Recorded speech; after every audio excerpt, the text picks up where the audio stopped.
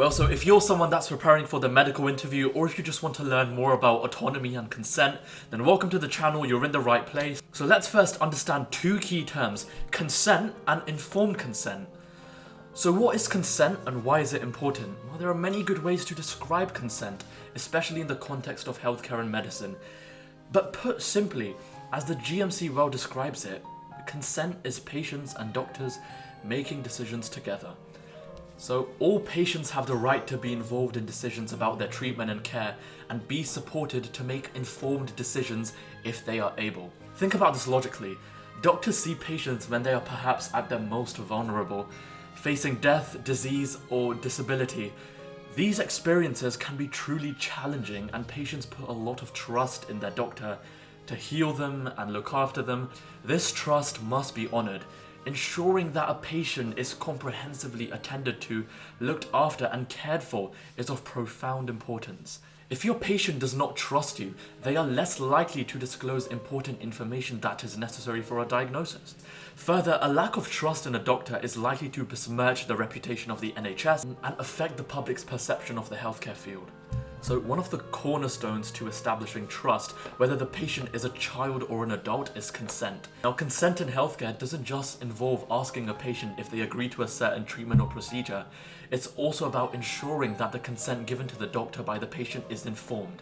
But oftentimes in medicine, a patient may decide for a procedure or treatment out of fear, desperation, panic, or may not fully understand the complexities of their diagnosis, and so they may make a decision that may not necessarily be an informed one. So what is informed consent? Informed consent in the NHS entails that a patient must be given all the information about what their treatment involves, including the benefits, risks of that treatment, if there are alternative treatments available, and the potential consequences as to what could happen if treatment does not go ahead. So this principle reflects the right of patients to determine what happens to their own bodies, and is a fundamental part of good medical practice.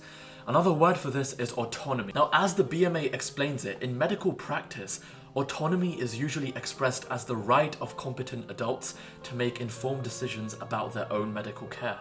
Now think about this. If a procedure or treatment is carried out on a patient without their consent, what you're effectively doing is giving the patient drugs without their knowledge, cutting open their body without their permission, which does sound very messed up without a doubt. What you're effectively committing could be assault or battery, which could lead to the doctor being sued and the patient being extremely unhappy, of course. Now sometimes, even if a patient does consent to a procedure or medical intervention, by consent I mean agree to a medical intervention, this consent may not be valid, as the consent may not be voluntary, informed, or the patient may not be capacitous. So voluntary, as the name may suggest, entails that the decision to either consent or not to consent to treatment must be made by the patient. Sometimes the decision that a patient may take may be due to pressure from medical staff, friends, or family. If a doctor suspects that a medical decision being made by a patient is as a result of undue influence by their family, friends, or other medical staff, they must investigate this. Furthermore, in medical practice, a friend or a family cannot make decisions for the patient or on behalf of the patient. Choosing to have a medical intervention, whether this be something like chemoradiotherapy for cancer treatment or an elective surgery that carries a significant risk of death or permanent disability, is something that can only be decided on by the patient. The way medicine is practiced in today's world is based on the principle of patient-centered care. So before any medical intervention is decided, it is extremely important to consider what is most important to the patient, their beliefs, desires, values, without anyone making decisions for them.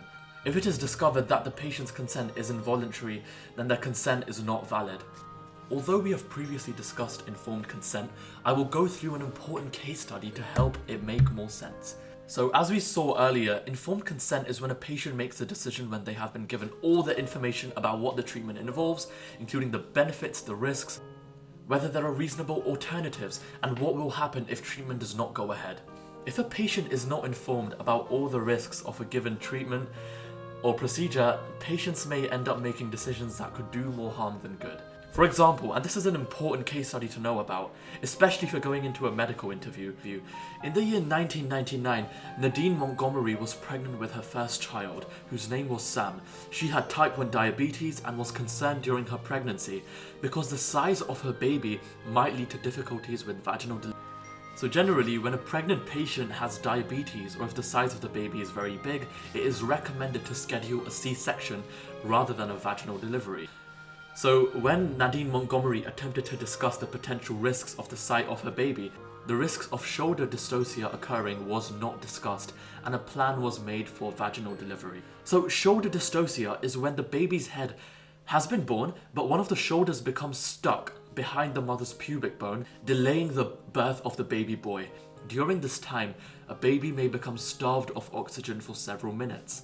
During her son's delivery, shoulder dystocia occurred, unfortunately, and despite the best efforts of the obstetric team, there was a 12-minute delay between the delivery of his head and his shoulders. Over this time, the blood flow through the umbilical cord was compromised, and Sam suffered a significant hypoxic injury which resulted in brain damage and cerebral palsy. So later on, the case was made that the consultant had not properly and comprehensively discussed the risk of shoulder dystocia and the potential significant consequences of it occurring. Further, the alternative option of a C-section, that negligence had occurred as far as consent is concerned. Mrs. Montgomery was not able to make a fully informed decision without full information on all the options. The consultant stated that the risk of shoulder dystocia occurring in a woman with diabetes was 10%. But the risk of a serious consequence from said shoulder dystocia was 0.2 for a brachial plexus injury and less than 0.1% for a hypoxic injury. Now, as the risk of serious consequence was felt to be too small, it was not discussed. Now, as a result of this, and this is a quotation from the Royal College of Physicians and Surgeons of Glasgow from the Montgomery case, the law on consent has progressed from doctor-focused to patient-focused. The practice of medicine has moved significantly away from the idea of the paternalistic doctor who tells their patient what to do, even if this was thought to be in the patient's best interests. A patient is autonomous and should be supported to make their own decisions about their own health and take ownership of the fact that sometimes success is uncertain and complications can occur despite the best treatment. So finally, for consent to be valid, the consent must be capacitous. Now again, as the name may suggest, capacitous means having capacity. The person must be capable of giving consent, which means they understand the information given to them and can use this to make an informed decision. Essentially, capacitous is to do with the patient's present ability to make decisions for themselves. So the question is now, how do we determine if someone does or does not have capacity? Well, there's this thing called the Mental Capacity Act, or the MCA for short. Now, the MCA is designed to protect and empower people who may lack the mental capacity to make decisions for themselves with regards to their care and treatment. The MCA applies to people aged 16 and over. Now normally, all adults are assumed to have capacity unless there is a valid reason and proof to believe otherwise. The MCA outlines examples of people who may lack capacity. These include people with dementia, severe learning disability, a brain injury, a mental health condition, or stroke. Now it's important to bear in mind that just because someone may have one of these health conditions, this does not necessarily mean they may lack the capacity to make a specific decision. Now, in order to assess if a patient has capacity to make medical decisions, the MCA has a two-stage test of capacity. Now, the first stage asks the question, does the person have an impairment of their mind or brain, whether as a result of an illness, external factors such as alcohol or drug use? Now, if the patient does, we progress to stage 2. Does the impairment mean the patient is unable to make a specific decision when they need to? Now, people can lack capacity to make some decisions, but have capacity to make others. Mental capacity can fluctuate with time. Someone may lack capacity at one point in time, but may be able to make the same decision at a later point in time. These are all things that a doctor has to consider. Now finally, the MCA says a person is unable to make a decision if they cannot do the following. 1.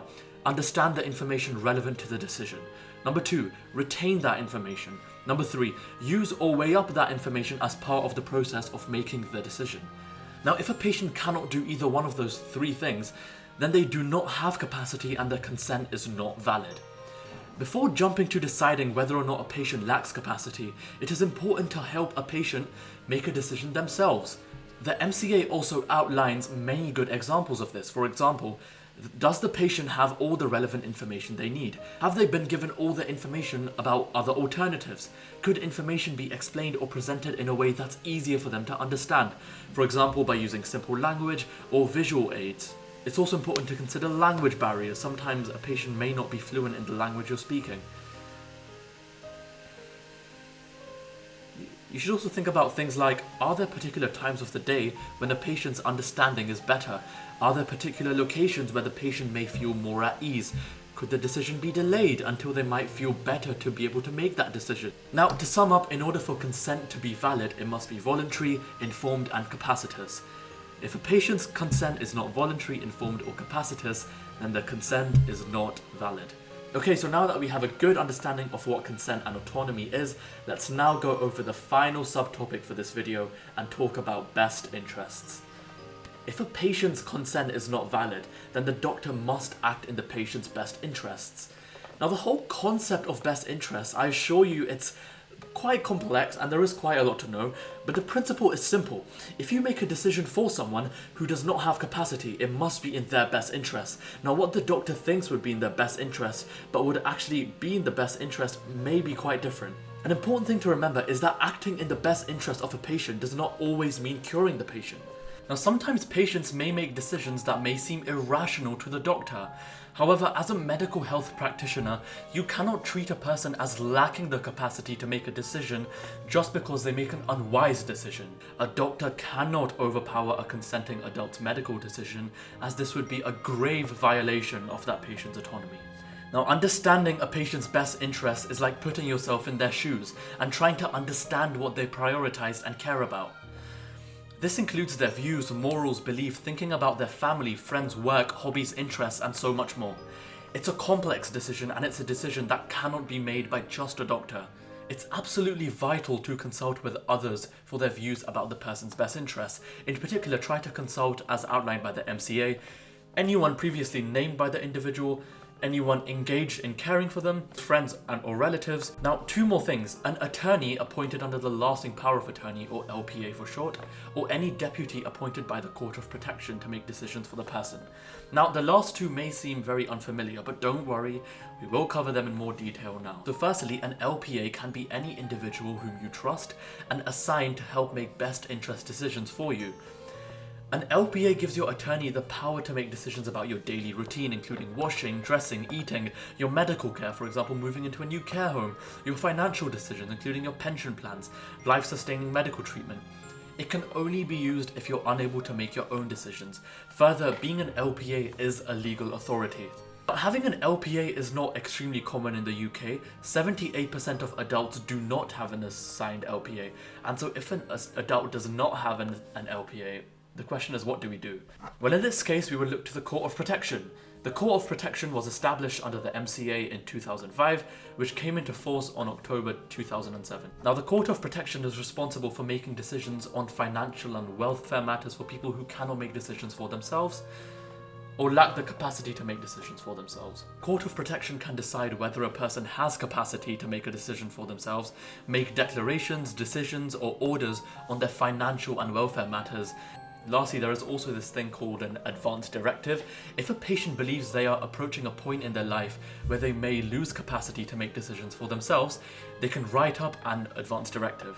Now, as the name suggests, the advance directive would entail the patient's medical and healthcare treatment, what they would want to refuse in terms of treatment in the future. This would be very indicative of the patient's wishes and would help doctors make decisions in their best interest. So now it's time for some leaving thoughts. Now, do not feel overwhelmed with the amount of information in this video, especially if you're preparing for a medical interview. The case studies, the legal acts, things like the LPA, Advanced Directive and whatnot, these are niche things and aren't absolutely essential to know in an interview. However, knowing these things would, without a doubt, help you stand out in an interview. And if you really want to stand out in these interviews, then knowing extra case studies, legal terms and whatnot, although it requires a bit more work, will be worth it, especially when you bag that offer. Now, this video, my first video on the channel, is a two-part series to the informed consent, autonomy and best interest section. In the second video, which should be released in 3 to 4 days from now, we will cover acting in the best interest and thinking about consent for child patients under the age of 18. Until then, thanks for watching.